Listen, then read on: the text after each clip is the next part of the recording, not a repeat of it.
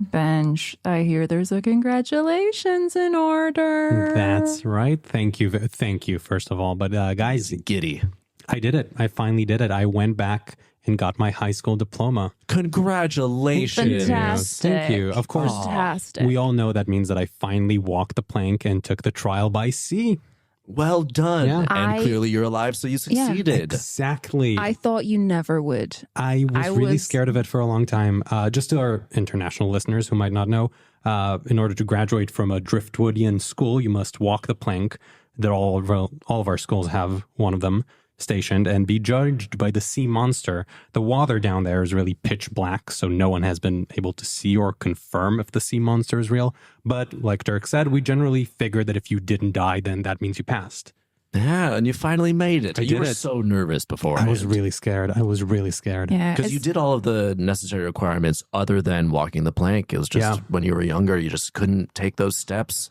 And you finally I tried. I stood there at the end of the plank. It's 18 years old, and I couldn't get myself to jump. I couldn't do it. I'm just imagining poor 18-year-old Bench. Honestly, I mean, it is one of those more controversial things that we have in Driftwood. Some people say it is kind of like the witch trials. You know, if you drown, obviously that's a problem. Yeah. That is a problem. If you survive, did you collide with the monster? They get a little bit tetchy. Sometimes you got to walk the plank multiple times just while they try and decide, you know. It's true. Like the classic witch trials where it was, if you drowned, you weren't a witch, so that was good, but they're dead now. And if you survived, you're a witch, so let's burn them at the stake. Yeah, sometimes people will come out of being judged by the monster and they'll be like, really? The monster didn't take them? Yeah. Yeah. This guy? That guy's... This guy. Oh. But hey, you finally went back and did it. I know. And I do have, you know, there's a family history of sort of, my uncle famously had to walk the plank 7 times. Yeah.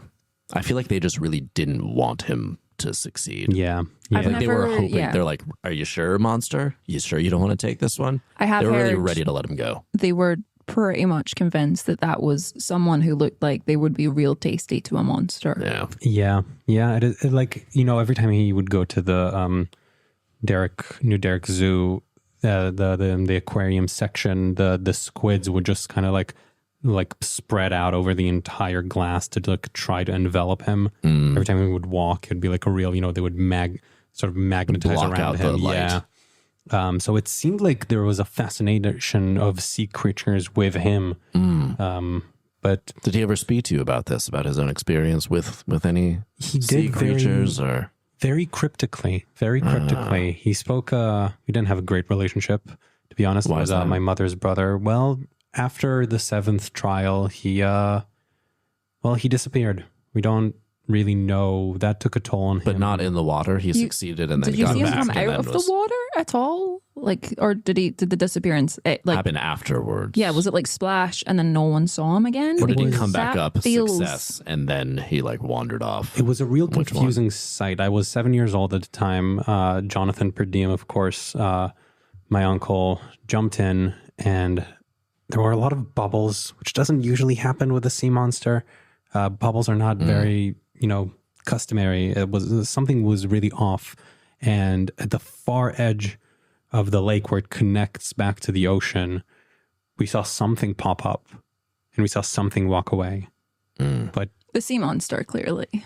Was it, or was it Jonathan? Because I know they thought it was Jonathan. Because remember we were saying we thought that they really didn't want him to succeed. Yeah, but he did. So I guess they saw that object or that figure walk away, and they assumed it was Jonathan. I think it might be my vote. I think it might have been that monster. Yeah. Wait, you're thinking that the sea monster looks human? I think or took the form from a distance. What does look human? You know, we've seen like videos of bipedal, but we've seen videos of like those octopus on the ocean floor that are like make themselves look like other things, or like make themselves up tall and like walk on the sea floor. I don't know that I've Have you not seen those? Genuinely, you should really check out those videos. Octopuses are awesome. Genuinely haven't seen them.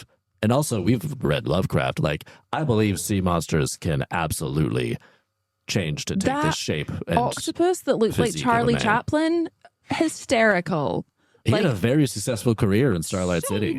So good. It was controversial at first, but once people realized, they're like, we don't care. You've got the goods, buddy. Once they realized it was like a not so much a remake, but a reimagining of Charlie Chaplin's work, but from a place of love, people seem to get into it. I was always I haven't seen the squid videos, but I was always more partial to the octopus. I was always more partial to the starfish that looked like Buster Keaton. Always liked that one. Really flailing with the limbs. Yeah. He did. He was a physical master. Had like a deadpan. A lot of things were happening to it. A lot of less capacity for expression. So Buster Keaton was the natural to aspire to for a starfish. Less so it made capacity, or was it a choice, you know? You've seen a lot of expressive starfish? I've seen a lot of expressive faces from Buster Keaton. When you were in... I don't know if that really answers the question. When you were in the water on your trial, did you see anything that was uncle-shaped? Good question, Penny.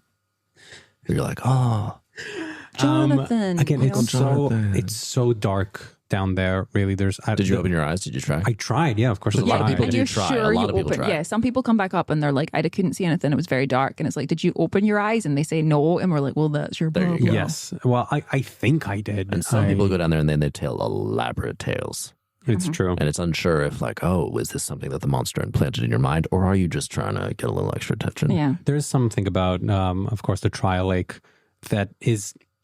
It's really hard to figure out what's going on there, because there's an equal amount of it's actually really dark and hard to tell what's going on, and people refusing to engage in lies and myths. A lot of emotions involved in the process, in the ceremony. Also, some people just want that diploma to get through like university or a job or something. They see it as a very like just a thing you got to get through. They don't understand. Logistical. Yeah. They don't really engage with the romance of it and the history. Which is a shame, because honestly, like the romance and the history and the coming face to face with a sea monster is arguably the best part. I mean, confronting the monster in yourself. Exactly. I was going to say, and the drinks reception. Also, the drinks reception. I can't believe we were not going to get into the drinks reception. Those monster-shaped glasses. They're so fun. They don't know what the monster looks like, so they're just all different shaped glasses. But the monster can be whatever your monster is. Exactly. It's kind of like Monsters, Inc. It's different for each person. Everyone has an individual monster. Well, here's what I at least think I saw or had a vision of when I opened my eyes down there. I saw myself looking back at me. Your monster is yourself. Your own reflection. Oh, that's interesting. I didn't think of that like that. Did you not? No, I didn't. That's interesting. That's interesting, though. I didn't consider that. I just thought it took the shape of me to mock me. That does feel like what a sea monster could do. Yeah, that's true. And it's true. But then does the sea monster know that your monster is yourself, and so it shows you yourself? Oh, that's a good point. That's a good point. It did say that I am the only real enemy that I ever have to overcome, and that everything that's holding me back is the things that are already within, which is really interesting. The monster is yourself, holding back from within. The real sea monster was... What was your monster, Penny? My monster? Yeah. Mine, not so poetic and beautiful as yours. Mine just Thank you for calling a thing that takes my shape beautiful. You're welcome. Mine just kind of looked at me and stopped for a minute, and we shared real deep, meaningful eye contact. And was there a shape to it? It was kind of, it felt to me like an octopus trying to be a frog or a toad, and then it took an inhale and it just said, "What's up?" This was your monster. Yeah. This was your deepest, darkest fear. Yeah. And the Budweiser frogs. The Budweiser frogs. And I went, okay. Budweiser frogs? Wasn't that Budweiser? This is annoying orange. Huh? What's up? Wasn't that Budweiser? That was Budweiser. That's annoying orange. No, that's Budweiser. What is annoying orange? It's the thing that goes, "What's up?" I've never heard of annoying orange. We might need to cut to a commercial do they have show different more commercials. Distribution like in laws the city in you the are? East? Yeah. Because we grew up in different places. I grew up in the West. Yeah, Penny grew up Budweiser in the North. definitely. All of us now live in New Derrick. We do, just for we the work here at purposes of least. the show, yeah. This is what we got over here. Yeah. Okay, that's confusing because Budweiser was very prolific at every other aspect of the island. I'm familiar with beverage. Was this a beverage called Annoying Orange? Yeah, have you never had an annoying orange? It's delicious. It doesn't sound like a beverage or good. I don't want an annoying beverage. Well, it's just a title. It's just a name. It's really good. But it's an adjective that is negative. And what is Sounds like it'll stay with you and not be pleasant if it's annoying. Things that are annoying linger in an unwelcome fashion. Well, I'm not a spokesperson for annoying orange. That's just what I know was up from. And then, I mean, I feel like it was all of the late 90s, early 2000s where in everything referenced that, including like the scary movie franchise. Yeah, it was pop culture. It was everywhere. And you saw that and you're like, oh, annoying orange? It might be that the annoying orange thing was Every time you referencing say the Budweiser it makes thing. me more furious. Well, hopefully not annoying orange. Dark. The vein's back. The vein in your temple's back. My monster's coming back and it's reminding me of... What did you see? What did you see? I went down there. Was it a vein? It was the vein, but it was the vein in my father's head. Oh, no. Oh, okay. Yeah. That's pretty heavy going. Tracks with everything we know about you. And his eyes were flames, and the flames consumed him, and then consumed me. And then the next thing I knew, I was on the deck of the ship, and I was regaining consciousness. I think it's really easy to say. I think I had the best of them all. Mine was really lighthearted and jovial. Sounds fun, yeah. Yeah, mine was kind of like a little fun. Oh, we had like a handshake. Neither of you ever and seen the a frog? handshake? Yeah.